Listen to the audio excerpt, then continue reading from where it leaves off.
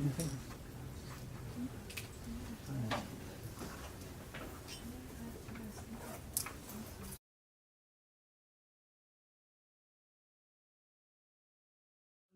we have got Swastika.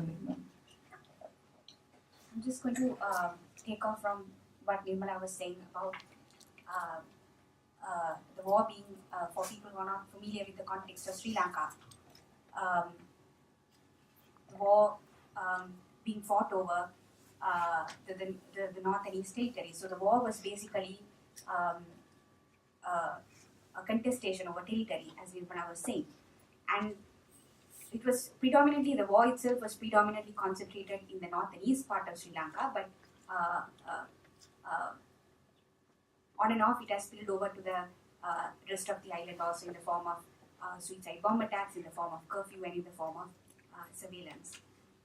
Now, why is land such an important question when it comes to the civil war and the ethnic question in Sri Lanka? I think there are two reasons for it. Of course, it's arguable, but I think there are two reasons for it. Firstly, the Tamils have claimed for a very long time that because they are the majority population in the north and the east part of Sri Lanka, north and the east also historically belonged to the Tamils. And therefore, the north and east is the historical homeland of the Tamil people.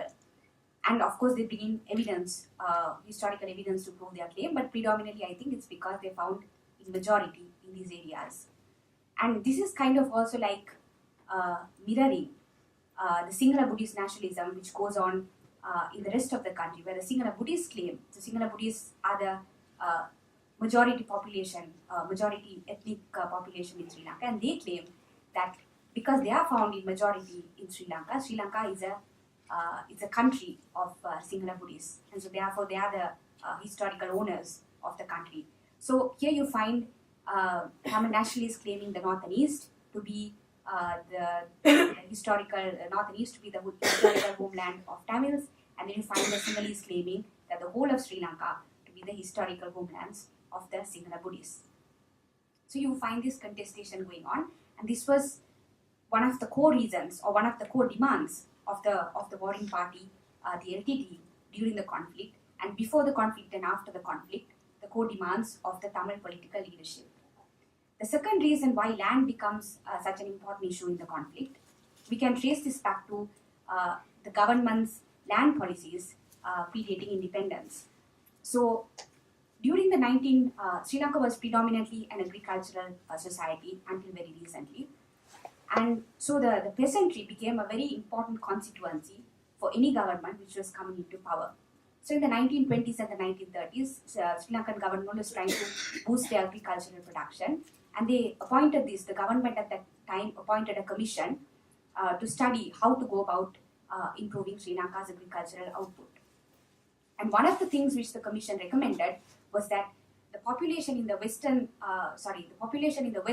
zones of Sri Lanka, which is predominantly found in the southern parts of Sri Lanka, is booming, it's expanding. And so the peasantry is going to go, we're going to have an issue of landlessness. So one of the things which the commission recommended was that they recommended that some of this population move to the dry zones of Sri Lanka so that they could engage in cultivation and agricultural production. Now the issue here was that the dry zones of Sri Lanka, one of the dry zones, part of the dry zone of Sri Lanka was the eastern province and the northern province of Sri Lanka, which was had a predominant population of Tamils. So what happens when the Sinhala population becomes Sinhala peasantry becomes transported to the east, primarily for the reasons of agricultural production, but you also find ethnic compositions in these regions also being tampered with. So this started happening.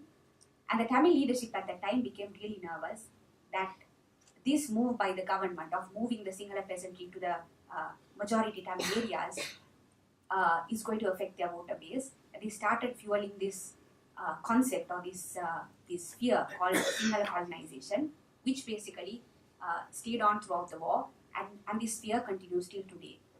The government, even though it started this policy of settling farmers originally as an agricultural policy, later on, during the conflict and even post-war during the Rajapaksa period, in fact use this settlement scheme to in fact tamper with the population. And also during the wartime, the government also used this as a military strategy. So how they would use this as a military strategy is they would bring in Sinhala farmers and settle them in the border villages in the north and the east. And the LTTE, angered by this, would attack the Sinhalese peasantry or the farmers. And then the Sri Lankan army would claim that the LTTE is attacking the Sinhala villages, which was what was happening. And in retaliation, they would attack Tamil villages and so on. So in fact, the Sinhala farmers during the conflict and even before and after were being used by the Sri Lankan governments as political pawns, as pawns of the conflict, in order to basically support their war against Tamils. So because of these two reasons, land becomes a very central issue and a very contested issue during the conflict and after the conflict. So during the conflict, what was happening? On the one side, you found the military taking over lands to establish their military bases. You found the government evicting Tamil farmers and settling Sinhala farmers.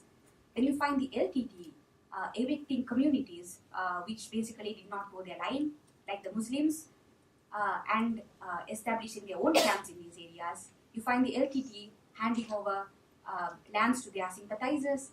Then you find other militant groups, intervening militant groups in the conflict, also handing over land to their sympathizers. Then in the middle, Sri Lanka was also struck by a tsunami. And the tsunami came in and basically washed off boundaries of lands. It also, as a consequence of the tsunami, land registries were destroyed. As a consequence of the war, also land registries were destroyed. So this also played in the middle. And then, of course, due to the war, you had large displacements of population. So you find people leaving their lands and then other people going and settling down in lands which have been abandoned by people. So you find all these different type of complications and land ownership claims and contestations and boundary disputes going on. And this is what the North and East inherited. This whole complexity of land issues is what North and East inherited at the end of the conflict. Now, ideally what the government at that time should have done is they should have come up with a comprehensive package to resolve these land issues, just like they should have come up with a comprehensive package for resettlement, for reconstruction, for reconciliation, and so on. But I think it served the government, the purpose of the government, to put North and East in a kind of a chaotic situation, so they never came up with a comprehensive package to resolve anything. So these were, North and East was already in a very contested kind of, land was a contested kind of terrain in the North and East. But one thing which I wanted to highlight here is, even though there were multiple land problems which were going on in the North and the East, there were only a few problems which have been highlighted both by the mainstream media, by NGOs, by advocates in the Tamil nationalist in the Tamil nationalist camps. And I would identify three problems which have been highlighted. Firstly is the military occupation of land. Secondly, the state acquisition of lands. And thirdly, the establishment of Sinhala Buddhist religious sites in the North and the East. Now, it's important to note that these are serious concerns for the people of the North and the East, especially the military occupation of land and land acquisitions by the state. Military occupation of land is a serious issue because military has been squatting on lands of people, preventing them from returning, preventing them from claiming back their lands. And also it has been a serious problem for farmers and fishers who are trying to engage in livelihoods and restart their lives. So this is a serious problem. And the second reason why militarization is military occupation of land is a serious problem is it ensures that the North and East, the climate of the social climate of the North and East remains militarized, remains in a state of like a wartime state. So the people don't go back to normalcy. The people don't go back to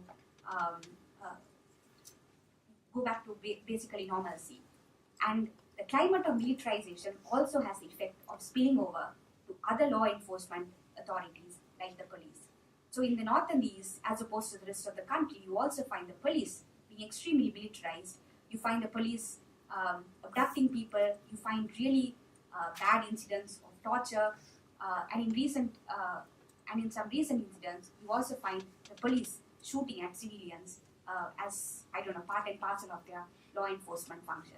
So you find this military culture spilling over into other state bodies as well.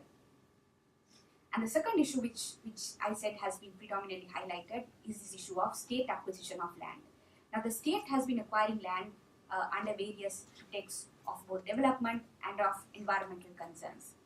On the first issue of development, state development authorities basically come into lands in the north and east and would acquire properties for the purpose of, let's say, building hotels, or the purpose of large-scale commercial cultivation. So basically, state has been using the pretext of development to acquire lands from people. And people who have already gone through multiple displacements, who have already lost their lands and the land documents, or rather the land documents, are basically pitted against this all-powerful state to claim their title for this land. So basically, if people have lost their land documents, and they would say, no, we have lost our land documents, but these are our lands, the state would simply say, well, the state would simply say, come and prove your title by showing your land documents, which people don't have.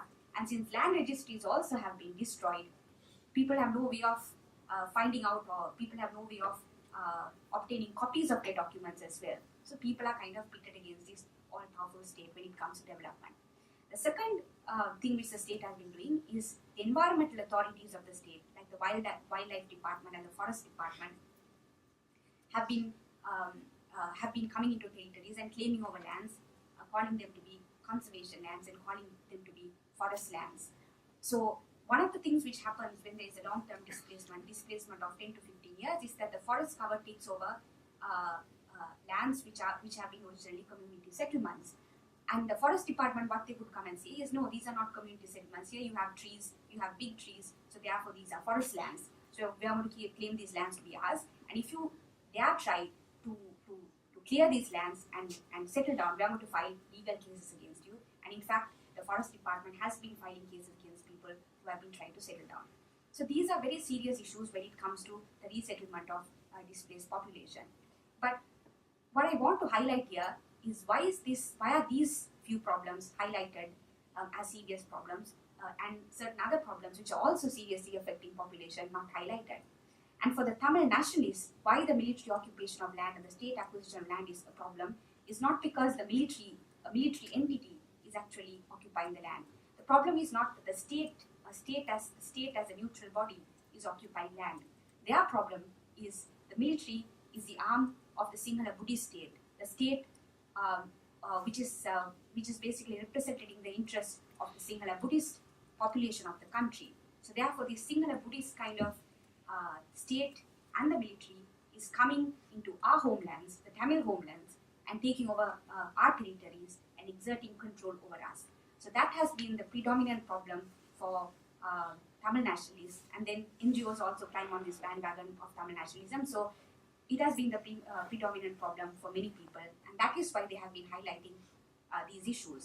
Now, why is it important to understand why this is a problem? Is when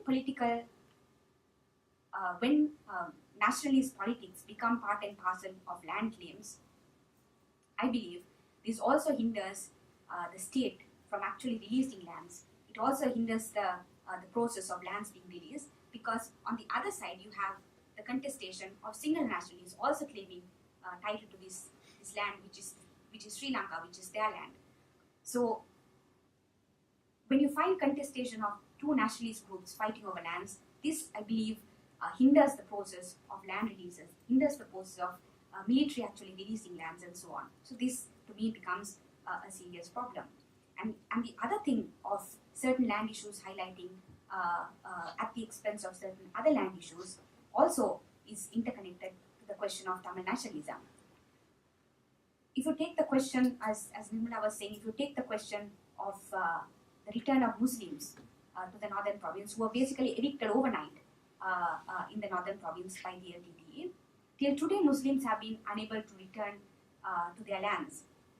And there are several reasons for that. For instance, in a district called Mannar in the northern province, when Muslims tried to return to their lands, they found that the forests have taken over their lands, So they started clearing this forest cover, and the Sinhala nationalists in the south started crying out, saying that the Muslims are clearing forest lands, the Muslims are destroying our forest cover in order to settle their expanding population. And so Muslims have been prevented from settling down because of this nationalist claim. That's on one side. On the other side, you find the bureaucracy, which is predominantly Tamil in the north and east, also putting forward administrative and legal arguments against Muslims settling down. So they would say, well, this area is a conservation land, this area is a protected land, so you will not be able to settle down here. But in the same land, you will find Tamil families getting permission to settle down and build houses. You will find the municipal council not granting permission to Muslim families to build houses. You will find authorities preventing families from getting electricity. So you find all these administrative barriers being put forward so that Muslims will be prevented from returning back to the north. So that's one thing.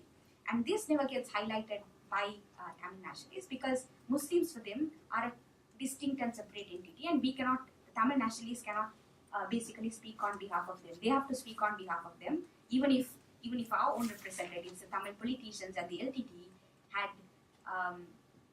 had unfairly discriminated them. It is not our problem to speak on behalf of them. So that has been the arguments of the Tamil nationalists. So that's one thing. The second issue, which has, like, even more than the Muslims issue, the second issue which has never been highlighted in any of the mainstream political discourses, is the question of landlessness. Now, the north and east part of Sri Lanka, just like India, has been plagued with this, the society has been plagued with this caste structure. So there is a certain caste which has historically or traditionally been the landowning caste in the north and east provinces. And this landowning caste forms a substantial part of the population of the northern province. I'm not sure of the eastern province, but of the northern province. So therefore, you also found historically that our Tamil political leadership has been from this landowning class, caste of people. So all the political leaders, or not all, but majority of the political leaders have been coming from this landowning caste. So for them, highlighting the issue of landlessness does not really concern them, because it does not concern their political constituency. So therefore, the landless issue has never or rarely been highlighted, or never been highlighted in fact. And connected to this issue of landlessness, I also mentioned that you find people in large numbers being displaced from their lands. So one of the first sections of the community to move out of the north and eastern province, one of the first sections of the community to displace out of the north and eastern province was this landowning caste, and you find them joining the diaspora, you find them in the rest of the island. And today you find large amounts of lands lying fallow in the north and east parts of the country, where we don't know who the owners are and so on. But the Tamil political leadership will not find a mechanism. So you, on one side you find the problem of landlessness, where large amounts of people find themselves landless, and then on the other side you find lands which are just like fallow and empty and not knowing where the owners are and so on. But you won't find the Tamil political leadership raising this issue of actually amalgamating these two problems and finding a solution. Because for them, when they start talking about using these fallow lands to resolve the problem of the landless people, it goes to the heart of their constituency, it goes to the heart of their political constituency, the landowning class of the northern province. So these are the different, different type of problems and different types of contestation which is going on over land. These are some of the reasons why you only hear about certain problems like military occupation of land, state occupation of land, and so on, and the establishment of Sinhala Buddhist sites in the north. But at the same time, you will not hear so much about the problem of landlessness, which is also a serious problem which is affecting the northern community. I just add one more thing about the state after the overthrow of the Rajapaksa regime, the current government which we are having now. As Nirmala was saying, they're very pro-Western, so they're being on this trip of liberalizing everything, and they have also started liberalizing land. What I mean by liberalizing land is that for a long time, not for a long time, since independence, or even during the British time, the majority of the lands in Sri Lanka has been state-owned. So state basically owns the land, and it gives out land to people to do whatever they want to do with the land. So they can develop the land, they can build houses on the land, they can cultivate, but they can't sell land, or they can't mortgage this land. So these are the two conditions basically. So now what the government is trying to do is that they are trying to give outright release of lands to individual people. So they'll have outright ownership. So they could sell the land, they could mortgage the land, and so on. They could do whatever they want to do with the lands. On the face of it, this sounds like a very nice concept that people are owning the lands, the state are not controlling the land, and so on. So on the face of it, it sounds like a very nice concept. But as Vimala was saying, Northern East today is every single person in the Northern East is neck deep in debt. Every single person. The first thing you hear when you go to Northern East is about this debt question. Everyone is in debt. So in this situation, in this climate of everyone being in debt and Northern East being an indebted kind of community, you liberalize land, you give outright ownership of land. The first thing people would start doing to get rid of their debts is to mortgage their lands. And people are so neck deep in debts that some families have 5-6 loans which they are struggling to pay back. People have started staging abductions, and people have started staging abductions in order to obtain ransom money in order to be able to pay back their debt. That is how serious this problem is. So if you start liberalizing land at this point, what is going to happen is people are going to mortgage their lands, and just as people lost their gold in the market, just as people lost all their savings in this whole debt issue, people will also start losing their lands, and this is going to be a serious problem for the Northern East community.